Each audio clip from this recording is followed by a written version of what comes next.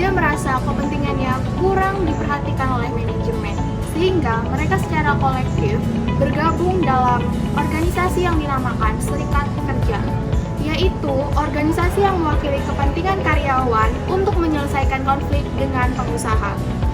Karena serikat pekerja sifatnya menjadi lebih umum, maka universitas mengembangkan pelatihan tentang bagaimana mengelola interaksi antara serikat dengan manajemen yang disebut hubungan tenaga kerja. Hubungan tenaga kerja melibatkan 3 tingkat keputusan. Pertama, strategi hubungan tenaga kerja. Kedua, negosiasi kontrak. Dan yang terakhir, mengelola kontrak. Di Amerika Serikat, serikat pekerja terbesar adalah Service Employees International Union yang beranggotakan 15 juta orang. Serikat pekerja bertanggung jawab untuk memasok pekerja kepada pemberi kerja. Misalnya, seorang majikan mengirim permintaan untuk tukang kayu ke balai perekrutan serikat pekerja. Perbedaan antara serikat pekerja dengan serikat industri yaitu serikat pekerja merekrut karyawan dengan jumlah yang terbatas untuk mempertahankan upah yang tinggi. Sedangkan serikat industri merekrut banyak karyawan untuk berbagai macam keterampilan. Sebagian besar serikat pekerja nasional terdiri dari beberapa unit lokal. Biasanya, serikat lokal memilih pejabat seperti presiden, wakil presiden, dan bendahara. Pada pertemuan serikat pekerja lokal, mereka memilih penjabat dan memberikan suara pada resolusi untuk mogok. Tren dalam keanggotaan serikat. Penurunan keanggotaan serikat pekerja disebabkan oleh beberapa faktor. Yang pertama, adanya perubahan dalam struktur ekonomi. Yang kedua, upaya manajemen untuk mengendalikan biaya rata-rata. Yang ketiga, praktik sumber daya manusia. Dan yang terakhir, peraturan pemerintah. Serikat di pemerintah. Sepertiga pegawai pemerintah adalah anggota serikat pekerja. Hubungan perburuhan dengan pegawai pemerintah berbeda dalam beberapa hal, seperti mengenai hak mogok-mogokan yang ilegal pada pekerja federal dengan pekerja negara bagian. Dampak serikat pekerja terhadap kinerja perusahaan. Serikat pekerja dapat memberikan hal yang positif mengenai produktivitas mereka, yaitu mengurangi perputaran karyawan dengan cara memberikan rute penyelesaian masalah. Tujuan manajemen. Manajemen bertujuan untuk meningkatkan kualitas organisasi dan juga biasanya manajer itu cenderung untuk memilih opsi menurunkan biaya dan meningkatkan output. Tujuan serikat pekerja. Serikat pekerja bertujuan untuk mendapatkan gaji dan kondisi yang sesuai untuk memuaskan anggotanya dalam memberikan suara dan pengambilan keputusan yang mempengaruhi mereka. Yang selanjutnya ialah Undang-Undang Hubungan Tenaga Kerja Nasional atau NLRK, yaitu hukum federal yang mendukung perundingan bersama dan menetapkan hak-hak karyawan untuk membentuk serikat pekerja. Undang-undang yang mengubah NLRA. Pada awalnya, NLRA tidak membahas tentang tindakan ataupun praktik-praktik ketidakadilan oleh serikat pekerja. Tapi pada akhirnya NLRA membangun ataupun membahas tentang dan membatasi tentang praktik-praktik terhadap ketidakadilan pada serikat pekerja maupun para pengusaha. NLRA sendiri membuat undang-undang baru berupa Akta Taft-Hartley 1947 dan Undang-Undang Ladrón-Giffin tahun 1959. Pada Undang-Undang Taft-Hartley, serikat pekerja melarang adanya tindakan-tindakan yang dapat merugikan para pekerja ataupun para pengusaha. Yang pertama adalah piket massal dalam jumlah sedemikian rupa, sehingga menyebabkan para pekerja lain yang ingin bekerja tidak dapat bekerja. Yang kedua adalah terlibat dalam tindakan kekerasan pada saat kegiatan mogok kerja. Yang ketiga, mengancam karyawan lain secara fisik apabila mereka tidak ingin mengikuti kegiatan mogok kerja tersebut. Yang keempat, selama masa negosiasi kontrak, mereka bersikeras untuk tidak mengikuti tata aturan yang berlaku. Mereka hanya menginginkan ketentuan yang ilegal. Yang kelima, mengakhiri kontrak yang sudah ada dan mogok terhadap kontrak baru tanpa adanya pemberitahuan.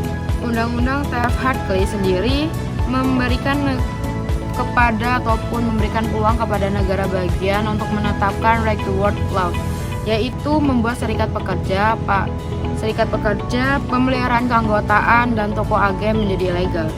Selanjutnya adalah Dewan Hubungan Kerja Nasional atau LNRB. NLRB sendiri merupakan lembaga federasi pemerintahan yang mana menetapkan pemilihan perwakilan dan menyelidiki tindakan-tindakan yang tidak adil terhadap ketenagakerjaan. Di mana dalam NLRB sendiri membahas tentang representation election, yaitu bertanggung jawab untuk memastikan proses pengorganisasian. Selanjutnya adalah Prevention of Unfair Labor Practice, yaitu mendidik para karyawan maupun para pengusaha untuk memiliki hak dan bertanggung jawab berdasarkan undang-undang yang berhubungan dengan perubahan nasional dan menanggapi pengadilan. Pengorganisasian serikat. Pengorganisasian serikat pekerja merupakan proses di mana para pekerja membentuk serikat untuk menegosiasikan hak dan kondisi kerja mereka dengan atasan. Strategi serikat pekerja dapat bervariasi tergantung pada tujuan dan konteks organisasi. Pengorganisasian serikat dan strategi serikat pekerja dapat membantu para pekerja memperjuangkan hak dan kondisi kerja yang lebih baik. Hal ini dapat dicapai melalui tindakan seperti kampanye pengorganisasian untuk membujuk para pekerja bergabung dengan serikat pekerja, negosiasi kolektif antara pekerja dengan atasan, mogok kerja sebagai bentuk protes. Yang pertama adalah kesepakatan awal. Biasanya kesepakatan awal membahas antara berbagai aspek dari perwakilan serikat kerja dan perwakilan manajemen. Aspek-aspek yang dibahas biasanya terkait hak, kewajiban, dan tanggung jawab dari calon pekerja. Lalu yang kedua adalah kesepakatan kontrak baru, di mana pada kesepakatan kontrak baru terdapat 3 tahapan yang biasanya dilakukan oleh berbagai pihak. Tahapan pertama adalah mengenai masukan dari pihak internal terhadap keputusan yang akan diambil. Lalu tahap menengah, yaitu di mana kedua belah pihak mulai memikirkan keputusan yang akan diambil dengan berbagai pertimbangan. Yang terakhir adalah kedua belah pihak melakukan pertemuan-pertemuan kecil agar mencapai kesepakatan kerja bagi kedua belah pihak. Lalu yang ketiga adalah kondisi di mana tidak terjadinya kesepakatan antara kedua belah pihak. Ada 2 hal yang dapat dilakukan apabila tidak terjadinya kesepakatan antara kedua belah pihak. Yang pertama adalah mencari bantuan dari pihak ketiga, seperti mediator. Lalu yang kedua, apabila tidak tercapai kesepakatan ketika telah diadakan mediasi, mau tidak mau kesepakatan kerja harus dibatalkan dengan cara baik-baik. Penghentian hubungan kerja. Penghentian hubungan kerja karena suatu hal tertentu yang mengakibatkan berakhirnya hak dan kewajiban antara pekerja dan pengusaha.